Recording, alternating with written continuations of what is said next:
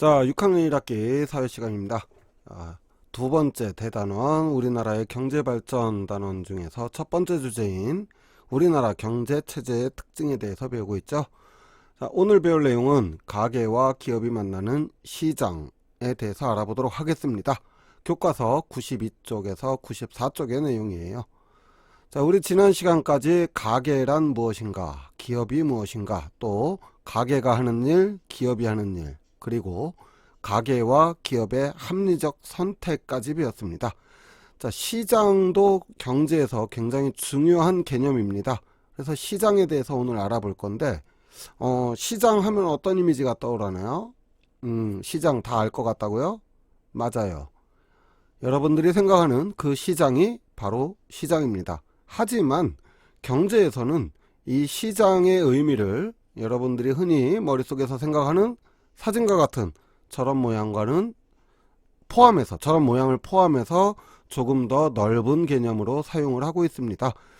자, 그렇다면 교과서를 통해서 한번 알아볼게요. 교과서 92쪽을 보세요. 현준이가 주말에 가족과 함께 시장을 갔다고 합니다. 자, 어떤 일이 있었는지 영상으로 한번 볼게요. 고등어가 싱싱해 보이네요. 고등어가 오늘 들어와서 싱싱해요.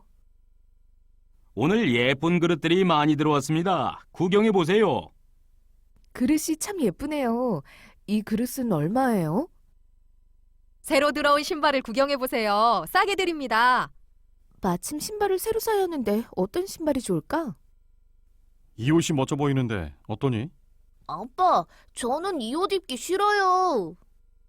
우와, 시장에는 여러 가지 물건이 정말 많구나. 이 물건은 다 어디서 왔을까? 네, 그 물건들이 어디서 오긴요. 다 기업들이 만들어내고 생산해서 시장에 공급을 한 것이죠.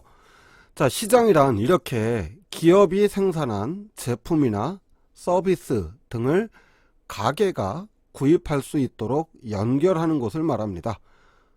어렵게 말했는데 쉽게 말해서 그냥 물건 사고 파는 곳, 이렇게 생각을 하면 돼요. 근데 꼭 물건뿐만이 아니라 어떤 재화라든지 어떤 서비스를 사고 파는 곳이라면은 그것을 우리는 시장이다, 이렇게 부릅니다.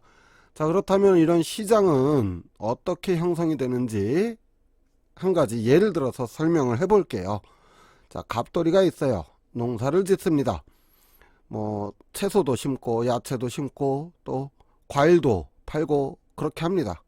자, 갑순이는 사과를 좋아합니다. 요 사과 말고 이런 사과요.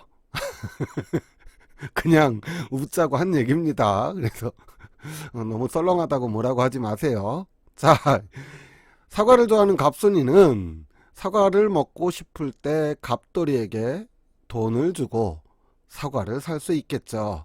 이때 갑돌이는 생산자, 즉 기업이 되고요.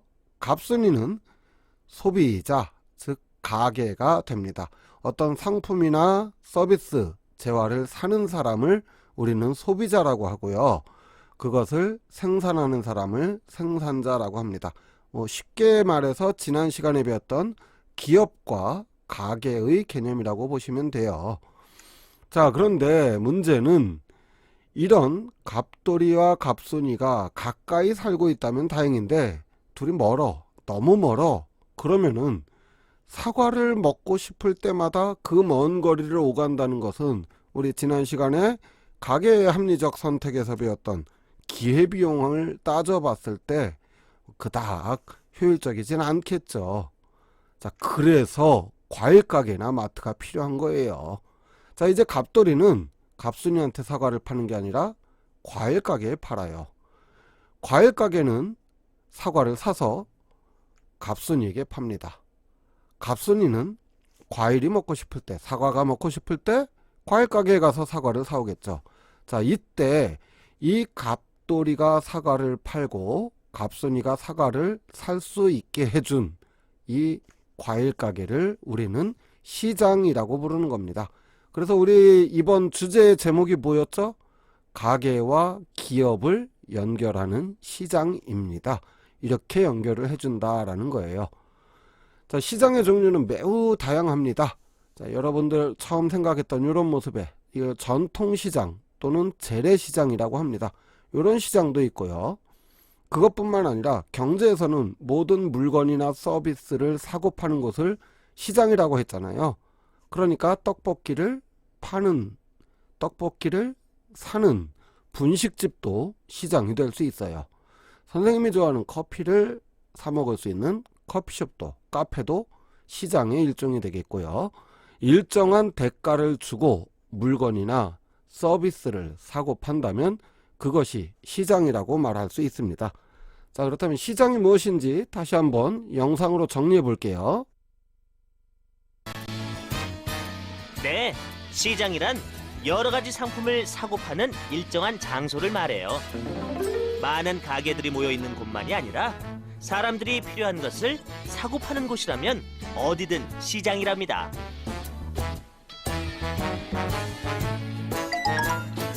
전통이 살아있는 재래시장과 특정한 물건을 파는 전문 시장, 여러 가지 물건이 모여 있는 백화점과 대형 할인점, 집에서 가까운 슈퍼마켓과 편의점, 그리고 문방구도 모두 시장이랍니다. 우와, 시장의 종류가 정말 다양하네요. 우리가 집에서 더 편안하게 물건을 살 수 있는 시장도 있어요.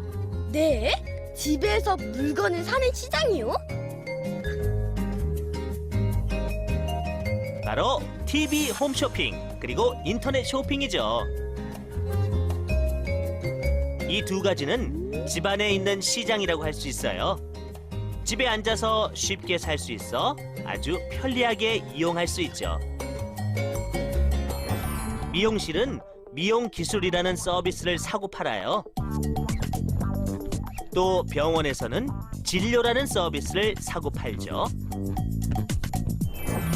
이렇게 물건이 아닌 서비스를 사고 파는 것도 시장이랍니다. 자, 시장의 개념 잘 들었죠? 그런데 이렇게 물건이나 서비스만 사고 파는 것이 아니라 좀 다른 것을 사고 파는 시장도 있습니다. 살펴볼까요? 자, 시장의 여러 가지 종류에 대해서 알아보도록 하겠습니다. 먼저 주식시장이라는 것이 있어요. 주식이라는 것은 쉽게 말해서 회사에서 발행한 어떤 증권 같은 건데요. 이걸 가지고 있으면은 회사가 벌어들이는 수익을 이걸 가지고 있는 사람이 몇 장 가지고 있는지에 따라서 나눠주는데, 이런 주식을 사고 파는 거래를 하는 주식시장의 모습이 보이고 있습니다. 역시나 이런 것도 서비스를 주고받기 때문에 시장이라고 볼 수 있고요. 외국 돈을 사고 파는 달러나 엔화 같은 외국 돈을 사고 파는 외환시장도 있고요. 그런가 하면 집을 사고 파는, 새로 팔기도 하고 다른 사람한테 사고 팔기도 하는 집을 사고 파는 부동산 시장도 있습니다. 자, 그런가 하면은 사람을 사고 파는 시장도 있습니다. 자, 사람을 사고 판다고요? 무슨 노예시장이에요? 그건 아니고요. 공사장 같은 데서 일할 사람이 필요한데 이건 일할 사람을 서비스를 거래하는 거죠. 노동력, 이런 인력 시장도 있습니다. 자, 이렇게 영상에서 살펴본 것처럼 시장의 모습은 매우 다양하고, 최근에는 또 가상화폐라는 게 생겨가지고 이 가상화폐를 사고 파는 시장, 그러니까 가상화폐 시장도 등장을 했어요.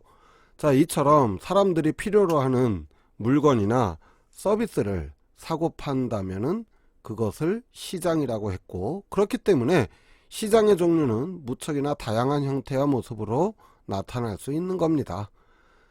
자, 오늘 배운 내용을 간단하게 정리를 해 볼게요. 기업은 생산한 물건, 서비스를 시장에 공급하고요. 가게는 물건, 서비스를 시장에서 구매합니다. 사람들이 필요로 하는 물건이나 서비스를 사고 파는 곳을 시장이라고 하는데, 시장의 종류와 형태는 거래되는 물건, 서비스에 따라서 다양하게 나타난다. 이렇게 정리를 하면 되겠습니다.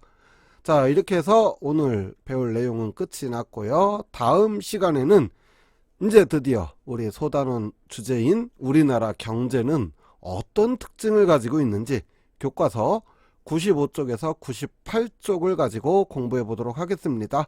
오늘 수업 여기서 마칠게요. 수고하셨습니다. 뿅.